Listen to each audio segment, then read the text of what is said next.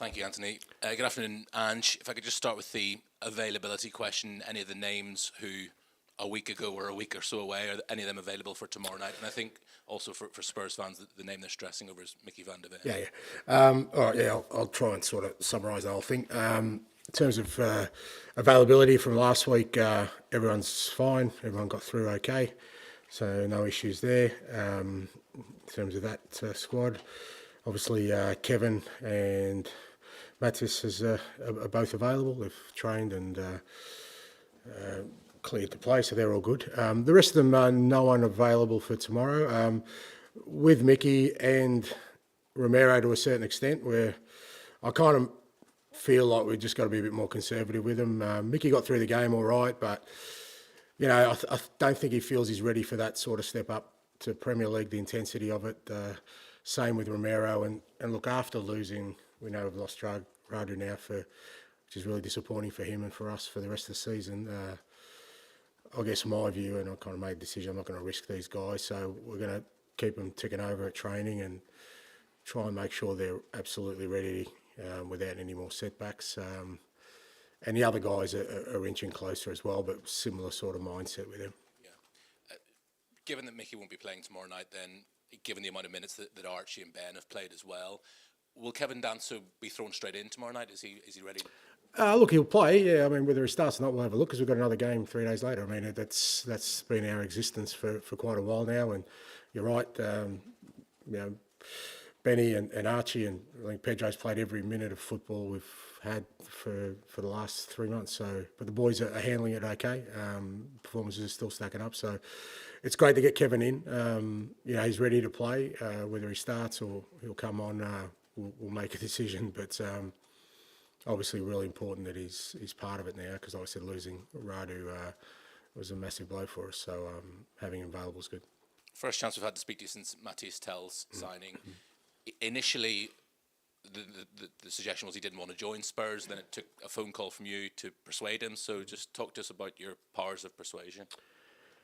Yeah, I think that's a simplistic way to look at it. I mean, I think people need to sort of understand. You're talking about, you know, a 19-year-old player who's got to make a major decision about his career. And it's not so much that he rejected us or rejected anyone else. I think, rightly so, he was getting as much information as possible. And I think more than anything, he just wanted to be comfortable with the decision. I think he didn't feel, you know, the sense I get was he didn't want to be sort of pushed into a certain direction. And I think it's credit to him that he didn't, you know, he took his time. He wanted to talk to all the right people. I had a conversation with him, and I guess mine was purely around the football. That I think, you know, I think he'll find a really great place for him here in terms of where he is in his career. He obviously wants to play. We've already shown that. Irrespective of age, you'll get an opportunity here, and I think the way we play would suit him, and certainly with what we have, you know, in the next few months, and then more importantly, what we're building beyond, I thought he would be a perfect fit for you know, his next step. But at the same time, I think it's right that he took as long as he did, and he was totally comfortable with it. You have said in the past on a number of occasions you only want players here who really want to be at Tottenham Hotspur. So you 100% convinced that he is sold on this? 100%, yeah, more than 100. Because, like I said, because he took so much time and was so diligent about finding out everything, when he made the decision that it's us, and he obviously had options, yeah, that sort of gave me even more sort of confidence that we're getting the right kind of mentality, the right kind of play. He's very ambitious. He really, you know, he's got a great deal of self-belief and self-confidence. He feels like he can, you know, reach the very top of the game, and he's chosen us, which is, I think, a great vindication for what we're doing. Just one final one from me. You'll be fully aware, of course, of just how heavy it weighs on the shoulders of Spurs fans, how long the trophy drought has been, and those fans who go to Anfield tomorrow night. Those fans who are at Anfield tomorrow night will be understandably on edge, nervous, and that can translate to the players. I suppose the question is, how do you get the players to play the game rather than the occasion tomorrow night? You got to do both. I mean, it's a big occasion for everyone. It's a big occasion for the players, a big occasion for the club. It's a semi-final. I think irrespective, I don't think Liverpool will be any less anxious than us about the fixture. When you're in a semi-final, particularly a second leg, and it's still very tight, it's a big game for both clubs. So you recognise that, you embrace that, but ultimately, if you want to be successful, these are the games you want to be involved in. So there's no point sort of having any trepidation about it, because the alternative is you'll be watching two other teams play on the TV and you're sitting at home on the couch and wishing you were there. So we're going to be there. We've got a chance, and we'll go for it. Hi, Ange. I think you'd be very happy with the transfer when you just had, but last time I saw you sort of mentioned that maybe you would have liked to have another defender. Do you feel maybe a little bit short in that area, and that's probably maybe the one thing? Yeah, well, no, I don't think so. To a certain extent, I think, obviously, like I said, losing Rado was a massive blow, because he's been really good for us through a difficult time. He's played every game. He's still only 22 as a centre back, and I thought and us getting Kevin in would have been a great solution for us, because with him and sort of Radu and Ben, and with the other guys coming back, but obviously losing Radu, kind of, then puts you in a position, well, do we sign somebody else? Knowing that we still have got, some significant ins to come over the next few weeks, including Destiny, Romero, Mickey, all these guys. Again, it had to be the right fit, and I didn't think there was a right fit out there for us, to be honest. So I think bringing in 3 players in January is probably the maximum you need to do. And I think if it wasn't for our sort of injury situation, it may have been one less than that. But I think to do 3, and I think all 3 I'm really happy with in terms of the kind of players they are, the kind of people they are, the fit they have with our football. I think it's been a positive window. And the last few weeks there's been a lot of talk about maybe, you trying to bring everything together, bring the fans, the club, everyone together as sort of, a unifying force. Do you feel like this transfer window maybe shows that, inside this building that everyone's unified and they're behind you and giving you what you need really to get through this difficult period? Oh, no, I think I've said that before. I haven't felt that it hasn't been. I felt, like I said, I feel all along that everyone within the football club is certainly very supportive of what we're doing and what we're trying to achieve and sort of direction we're on. So that hasn't changed. Look, it wasn't an easy window for us, but I think it was an easy window for anyone. I don't think any club sort of, well, maybe a couple have come out thinking, okay, we've got everything we wanted done, but there'd be a lot of clubs who, because it was tricky. I mentioned at the start of it, Europe's complicated it with the new European format. There's all sorts of challenges. A lot of us were looking for similar types of players, in the market for attacking players or centre backs. So it was a tricky market. Ideally, we would have wanted to bring somebody in earlier, but we got what we needed to get done, and now that gives us sort of a platform to push on. I know Tony was a long-term target, but can you sort of reassure us that these signings, the 2 that you brought in, are not just for now because you're sort of reactive, but they're actually sort of players you'd want longer term and that can, be perfect? I don't think we'd be signing 21-year-olds and 19-year-olds reactively. I mean, just by their nature, you'd suggest, well, if it was reactively, I'd be signing 35-year-olds. So I think the nature of the players we've signed shows that they're not just about now, they're about us continually to build. I certainly see Tony, Teus and Kevin as very much part of our short-term, medium and long-term sort of strategy here for sure. They're all really good fits for what we're doing. Hi, Ange, how are you? I'm good, mate. You mentioned there about ideally you'd like to have brought the players in earlier. Is there a frustration with you that you went the whole month and struggled through the whole month needing players, and you got them in right at the end when maybe these could have been done a little bit earlier like Kinski was? But they couldn't be. That's the thing. Like, you can sit here and, that wouldn't be me saying that, the club actually didn't really care about our situation and just sort of twiddled their thumbs till the 29th and then went for it. I mean, I know how hard people were working. I don't think people actively working against me to get what I want done. So, no, I wasn't frustrated. As I said, ideally we all wanted things to happen earlier, but like a lot of clubs, it was a tricky window. It was a difficult window. January is generally, but this one even more so. All you can ask of people, whether they're players, staff, or people I work alongside or with, is that they're doing everything in their power to achieve an outcome. And if they're doing that, well, there's no point getting frustrated. You just got to have faith and trust that we'll get the thing done. Last season, when you went out the League Cup early to Fulham and then the FA Cup early as well, you were, I'm not going to say bemoaning, but you wished you had more fixtures. Now you've played in every single game you could possibly have played in this season, bar the qualifying round coming up in the Europa League. Are you playing too many fixtures? I wasn't. Jeez, it's amazing. I sit here and I talk, and I sometimes wonder whether my words, when they leave my mouth and hit somebody else's ears, whether there's a correlation there. Because obviously, I didn't bemoan anything. I didn't. We wanted more games last year because we weren't in Europe. I mean, there's a big piece missing in your question there. It wasn't just the cups.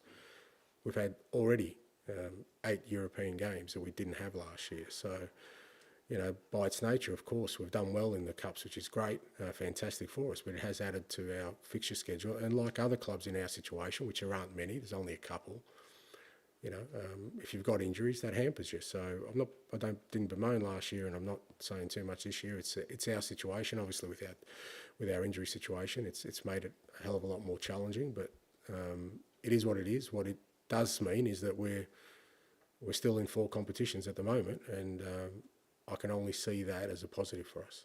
And finally, I do try and listen as carefully as I can. Thank you. So with a slight fear of trepidation with this question, going to Anfield with a 1-goal lead in a semi-final, it's halfway through, with massive prize at the end of it, of a final, do you slightly tweak your philosophy and maybe be a little bit more cautious? I know before you've told me you don't... Well, it depends. Again, like it's whether you want to sort of pay attention. I mean, it depends what you think my philosophy is. I mean, my philosophy is to try and win games of football. So we're going to go try and win a game of football tomorrow night, which will get us to a final of a cup, which will be a great opportunity for us. But if people haven't understood sort of my philosophy after 26 years of management, then I don't think anything I say now is going to change any of that. Hi, Ange. Just want to check on Mickey. Is it a fitness thing at this point, or is there any discomfort there still? It's a bit of everything. He doesn't feel like he got through the game no problem, but we had a look at the sort of figures towards the physical, and it really wasn't more like he does a lot more training, and he got through it okay. But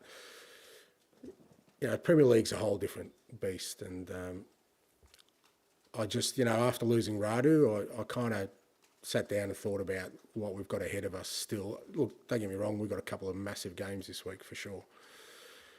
But we've also afforded ourselves a couple of weeks, hopefully, without midweek fixtures. And beyond that, Europe kicks in, which is massive for us. Hopefully we're in a final of a Carabao Cup. Hopefully we're still in the FA Cup. I just don't see the sense right now in risking that. Having Kevin in is a massive bonus for us. So no, he's not, and he hasn't re-injured the injury or anything like that. It's just that I just feel we need to get more into him. I think he feels he needs to get more into him. Same with Romero. So it'll just be a wait and see approach. And with Matisse Tell, there's some kind of talk back in Germany that maybe he wants to be more of a central striker going forward. Where do you envisage playing him the most in your system? Oh, mate, Archie wanted to be a central midfielder, so who knows where Matthias will end up. Look, he's got the attributes to play, I think, as a 9 for sure, but he's played wide really successfully as well. That's the beauty of him coming into us. At the moment, we're going to need him probably in all those areas because it's fair to say, as much as we've got issues at the back, probably got bigger issues in the front third at the moment. We're missing 3 wingers at our striker. I get people are still dismissing the fact that tomorrow night we're still going to have 9, maybe 10 first-team players out of our starting lineup. So having Matthäus who can play, both wide and central, Richie's doing a great for us at the moment. But again, he's coming off not playing for a while, and we've got to be really careful with him. Sonny's playing all the time. We've got Mikey as a 17-year-old, we've got Decky who can play in there. So having him who can play either side, I reckon in the short term, till we get some numbers back, I think he'll fill all 3 roles. I just want to ask you quickly about Europa League squad, your decisions coming up for that. Obviously, too many players to fit in. You can make 3 changes. Have you decided yet? I'm waiting for your article first, mate, and then once you've analysed it and assessed it, then I'll have a deep dive and try and come out with an outcome that sort of satisfies everyone. What we do know is we can make 3 changes. Obviously, Radu's going to be a logical one there, and the rest, I think we've got a bit of time, and a lot of it will depend sort of between now and then on kind of who we can sort of get back, and hopefully we keep everyone healthy, and then we'll make our decisions. Finish with George, please, at the back. Hi, Ange. Appreciate this is probably more a question for Johan or maybe Daniel, but in terms of Kevin Danso, he obviously wasn't involved in European competition, and it feels like if you could have brought him in earlier, it would have made a difference. You know, maybe against Everton or Leicester. Was there a reason why he couldn't come in until a few days before? You know, it's a process you need to go through. There are certain other things at play for us and for Kevin, to be honest. And as much as you try and sort of understand the pressing need, with all these things, there has to be agreement on 3 parties. You know, we're not just the only ones involved. So for those 3 to get aligned and to happen really quickly, it's rare. I mean, I think we got sort of lucky with Tony because it was their off season and kind of we could work really quickly there. But most of the other deals sort of got done in the last week. Look, it would have been great to get in Kevin earlier, but I'm really pleased to get him in. He's a great guy already. He's kind of endeared himself to the group in terms of the kind of person he is, and you know, we still managed to sort of get a couple of key results. You know, the last couple of days, last couple of games, which sort of really sort of helps our season. So now with him in there, that gives us a boost. And you know, it's obviously a big match. You know, probably your biggest match as Spurs manager. And you've had plenty of big matches over your career. Do you kind of change anything when it comes to a game of this magnitude, or is everything kind of kept the same and as normal as possible? No, I think, like I said before, I think you need to embrace the sort of the challenge in front of you. You can't just. It's very easy to say it's just going to be another game, but it's not, because everyone knows the consequences of it, both us and the opposition. You're playing away from home, and you kind of know that certainly their crowd will give them a great deal of energy, which we have to deal with. So they're all kind of, and you know, it's a cup game, so you know, there's a possibility of extra time, there's a possibility of penalties. All those things are factored into it. So your preparations and your information's, you know, a little bit different, and you want to make it into a big game because ultimately you need to be able to understand behaviour in big games and what it means and how you can sort of overcome the challenges of it. So it changes a little bit. The fundamentals of how we play won't change, but I think in terms of, you know, how we go about it will be a bit different. And just finally for me, is the Man City away game a little bit of a blueprint because, you know, Man City started like a train, you had to kind of survive that period, then you got the goal and you could kind of really build into the game. I mean, in an ideal world, obviously that would happen tomorrow, 4-0 win. Yeah, I mean, to a certain extent, I think the first game we played against Liverpool here was, you know, because it was a tight game, and I think if you can always, you know, limit sort of the ability of Liverpool to create a lot of chances, and we did on night, and we probably created the better chances. I thought, you know, that's more of, and you know, maybe it's slightly different away from home, but I felt that night we really controlled in our football. We pressed really well. Like I said, we really denied them any sort of clear-cut opportunities, which is really difficult against them. And we're always a threat the other way. I think, you know, we obviously scored, but you know, we had one with millimetres offside with Dom, and we missed a big chance with Pedro. So. Yeah, I think that's more of sort of the blueprint we want to take into it, because Liverpool are obviously a different team to Man City. I mean, they're different to probably most other teams in the way particularly in the way they attack, and you know, we're going to have to be you know, on our game in certain aspects, but also understand that we have the capabilities of hurting them as well. Okay, we'll end the broadcast section there.